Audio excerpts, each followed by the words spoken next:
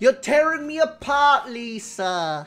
Oh god. Ladies and gentlemen, my name is RuffledRowlit. Welcome to a brand new video, guys. Today, we are talking rumors. Actually, no, we're not. We're talking about one rumor and also a little bit of a discovery that was made by a viewer.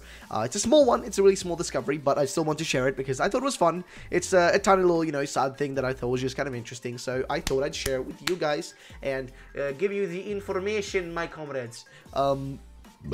Oh boy, God, let's get into the information, shall we? Let's start. So, we're starting with this, guys. Like I said, a little bit of a discovery here made by your boy.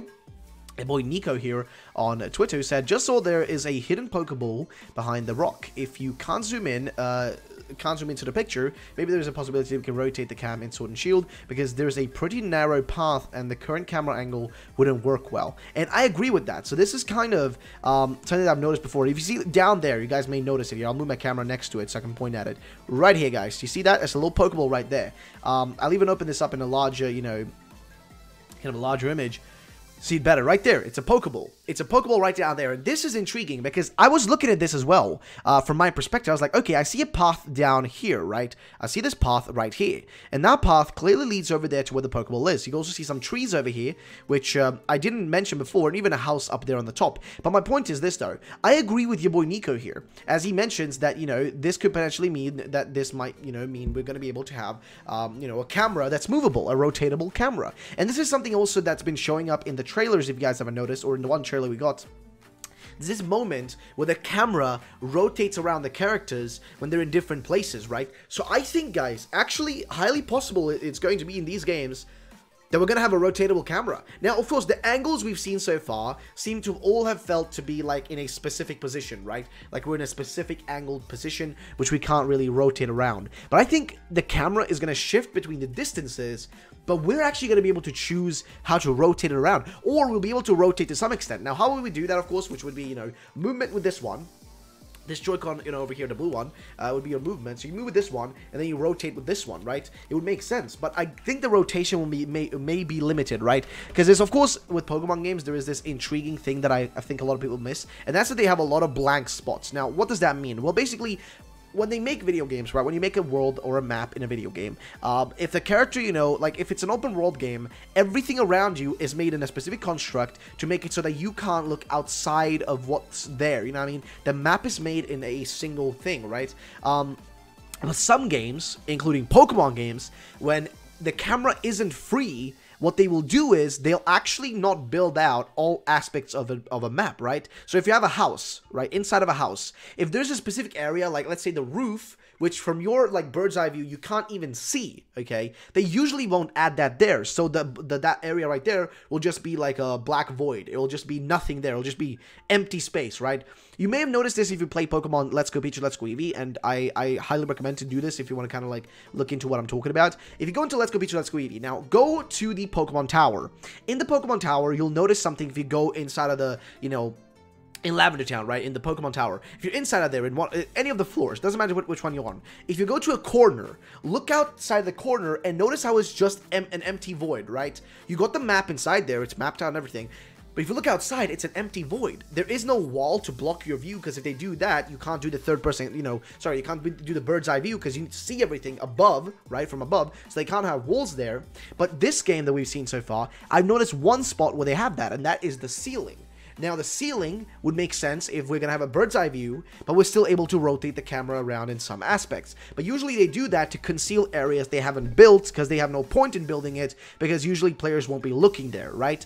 So I think based on some of the small parts of that I've seen, I'm still a little bit unsure about the rotatable camera, but I do think we may have a bit of, at least a little bit of rotation, a little bit more freedom with it in some areas. For example, being able to rotate around corners and whatnot, rather than the camera rotating for us, or us being kind of teleported to those places. So, I don't know, man, but I've seen in the trailer, if you guys look at the trailer, a lot of areas and places where a rotation of the camera does seem to happen, and it actually seems to somewhat make sense, if I'm going to be frankly honest. So shout out to Nico here, because this is something that I forgot to talk about, but thanks to this little Pokeball here, this really brought up a nice little discussion. But you also see here, like, on the, you know, kind of like, that's clearly on the path over here on the side, which, you know, you follow down that path, and you go over there to where the Pokeball is. So ladies and gentlemen, I don't know. I mean, do you want a rotatable camera? I know I want it, personally. Like, I want to be able to rotate around, look all around myself, and not have to be in a fixed position, which is the problem with Pokemon, is like, they consistently keep doing games where we're just in this fixed position of, you know, fixed camera, so to say, which is annoying because it doesn't give you a freedom, and it doesn't make you feel like you're in this open, free world where you can be your own character or whatever, because you're very much locked in a specific, you know, kind of,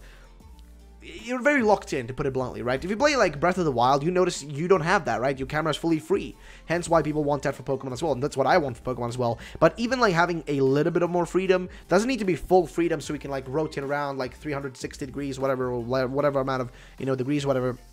As long as we're just able to rotate our camera around a little bit and, like, kind of fix it around a little bit, that's all I really want myself. So, I don't know, ladies and gentlemen, that's my opinion on that one, though. Now, let's go to the rumor part of this video, which is going to be this right here. So, this was sent to me by Eclipse TT on Twitter, so thank you to Eclipse for sending this my way. It's a bit of a rumor that popped up, which I haven't covered yet, so I thought we'd go through this one, because it's kind of interesting.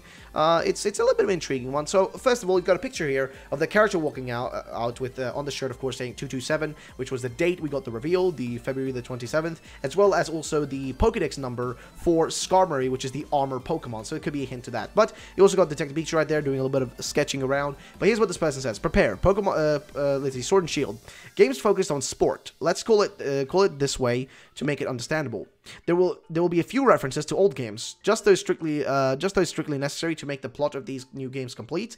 On the other hand, we'll have many hints on the history of the Galar region and their legendary Pokemon. It's just kind of obvious. Catching and battling Pokemon works like always. Don't hope for overworld features, which I think most of us would agree at this point that I think we can all expect. And that's what I expected even before we got the reveals for Sword and Shield. I did say that I don't think we're going to have overworld Pokemon in these games, and we're not going to have following Pokemon either. I think we can all assume, guys, that it's not going to be in these games. We have seen Pokemon in the overworld, like, you know, Munchlax in one of the houses, but that's nothing new. We've had Pokemon games before where Pokemon can be seen, like, you know, NPC Pokemon in the open, right? That's nothing new. There's nothing special.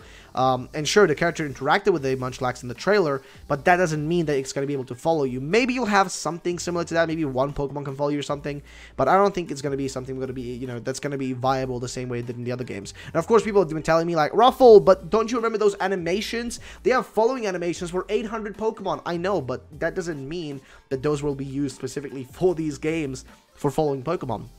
It doesn't confirm that, you know what I mean? As much as I wanted to, it doesn't really confirm it. That's the problem. But overall, though, I'm gonna be frankly honest. I'm fine with, like, you know, if we don't have it, I'm okay with it. If we do get it, though, yes, man. I love following Pokemon. I love Pokemon the overworld as well, so I'm fine with either one. But I think random encounters are more likely to be the only thing in these games. If you can have both of them, because people will suggest this, probably saying, like, what if we had an option for them? 100%. If we had an option, we can turn off, turn on overworld Pokemon. Sounds great, but who knows, man? So far, we don't know yet, because we had one trailer, and we need to wait a bit longer to see what's going to happen in that regard. So, next one here is that the Pokemon Meltan will be in these games, bringing something extra. Okay, so that doesn't really tell us much. This generation is plenty innovative, okay, or innovation. Is plenty innovation, okay. Especially the new battle system for those stadium gyms. They'll be treated as a peculiarity, okay, of Sword and Shield. If it's taken seriously well by the fans, the possibility of inserting it into future games as a new standard feature is not excluded. The battle system is based on a 3 versus 3 positioning changes, everything since it's possible to create various scenarios during a battle, which brings buffs in defense and attack for both players, added a whole new bar for the entire team, 3 phases instead of 2, choosing moves/animations, and a 4th one treated as a powerful attack can only be used in certain difficulty situations, but also more than once in battle. Avoiding moves is something possible through specific positionings. Critical hits can be done with greater possibility if a team meet certain criteria, but both avoiding and critical hits percentages are always very low, so it's nothing broken at all. Alright, all this results in a more prolonged, I guess, battles, thanks to continuous buffs in stats that can be changed throughout turns. Well, I mean, that sounds intriguing, but, I mean, longer battles, I don't think that's what a lot of people really want. I think people just want more interesting battles, and Battle's just more fun, you know what I mean? I think a lot of people want the battles to go pretty quickly, to be honest. But, like, to just be more fun in the way the animations work, right? Because, like, if you look at, like, Pokemon, like, Battle Revolution, right? The animations in that for the Pokemon when they faint or when they do certain attacks are amazing. I think that's what kind of people wanted from this. You know, kind of more interesting, kind of, like, that sort of stuff. But the general flow of the battles to be quicker. Because, you know, if the game is slow and the battles are slow, it's going to be really tedious for most people to get through some of the stuff. Because, you know, they want to battle and catch Pokemon and have fun through it, not sitting, you know, through tedious, like, text boxes 24/7, you know what I mean? So I'm not sure if, like, them being longer is a good thing or a bad thing. I'm not sure how to look at it, to be honest. But I don't know, ladies and gentlemen. I mean, in all fairness, pretty interesting rumor, to put it bluntly. I would love to know what you guys think about this one. I mean, what are your opinions as, you know, somebody who will be picking up this game? What are your thoughts? As somebody who's unsure about picking up these games, what are your thoughts about this? Would you like a battle mechanic change where, you know, it's a three Pokemon battle, you know, 3 Pokemon doing some shit? I mean, what do you want? Like, what do you think is good about that? Would you prefer it? Would you not? Let me know in the comment section down below. Thank you so much for watching. My name is RuffledRowlit. Have yourselves a great day, and bye-bye, ladies and gentlemen.